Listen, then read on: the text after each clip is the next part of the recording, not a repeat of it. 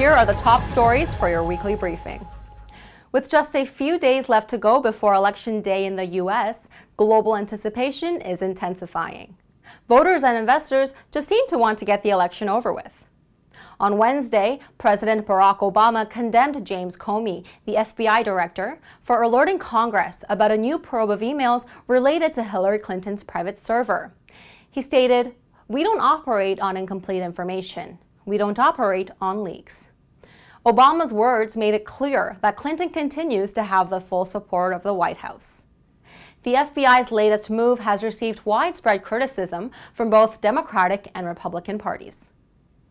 After their policy-making meeting this week, the U.S. Federal Reserve signaled that higher interest rates may be heading our way in December, 1 year since the last increase. As long as there's economic growth and sure signs of stronger inflation, rates are expected to rise relatively soon. And north of the border in Canada, the federal government released an economic update this week that plans to boost infrastructure spending and encourage private investment in projects. But what's missing is a plan to balance the books. The Liberals have once again announced deeper deficits than projected during both the 2015 election campaign and the 2016 federal budget.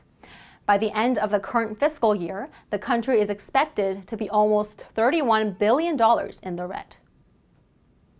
So is Brexit going to happen or not? On Thursday, the UK's High Court ruled that the Prime Minister does not have the authority to exit from the European Union without approval from Parliament. This is a major blow for Britain's government, who says it'll appeal the ruling to the Supreme Court. This case is considered the most important constitutional matter in a generation. Stocks around the world continue to sink, hitting a 4-month low. Futures are pointing to the longest losing streak for the S&P 500 since the 2008 financial crisis. It's worth noting that the market's fear gauge, the VIX, rose for the 8th straight day, which is just 1 day shy of a record run. And here are the stocks that are generating heat in the small cap space. Quest Pharmatech saw its shares jump 29% to 11 cents after its subsidiary, OncoQuest, announced that its joint venture partner in China has launched a new development program.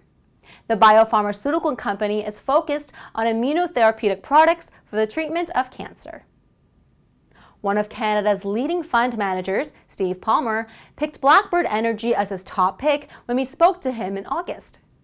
Since then, the stock rose 57% to its current price of 47 cents. What's more, Blackbird Energy was the top-performing component company during the past month in our weekly Ubika 20 research report.